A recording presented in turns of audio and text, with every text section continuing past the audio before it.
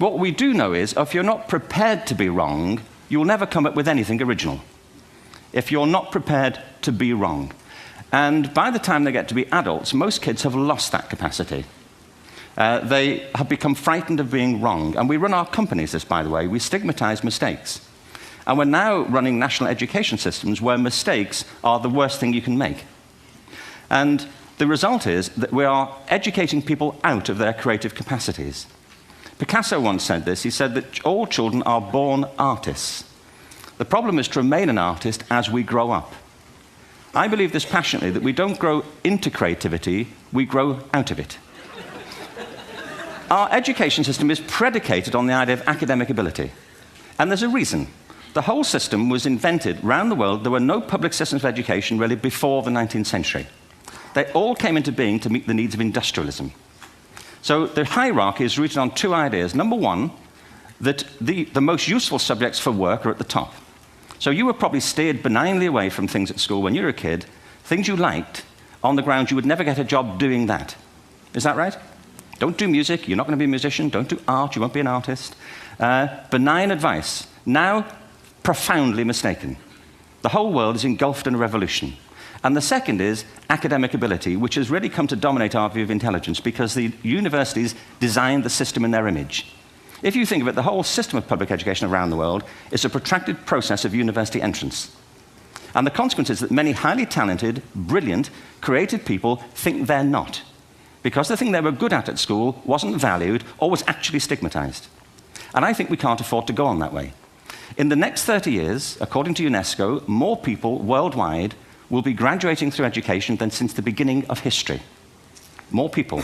And it's the combination of all the things we've talked about, technology and its transformational effect on work, and demography and the huge explosion in population.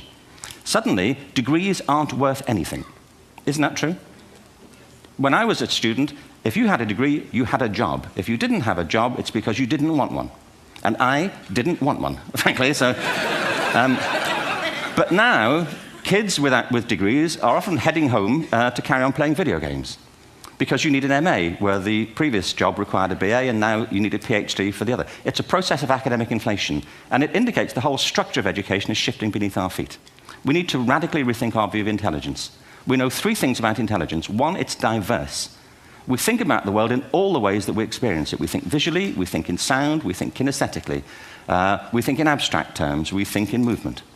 Secondly, intelligence is dynamic. If you look at the interactions of a human brain, as we heard yesterday from a number of presentations, intelligence is wonderfully interactive. The brain isn't divided into compartments.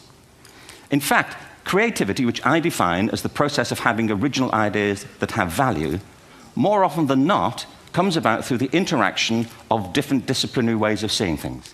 I believe our only hope for the future is to adopt a new conception of human ecology. One in which we start to reconstitute our conception of the richness of human capacity. Our education system has mined our minds in the way that we strip mine the earth for a particular commodity. And for the future, it won't serve us. We have to rethink the fundamental principles on which we're educating our children.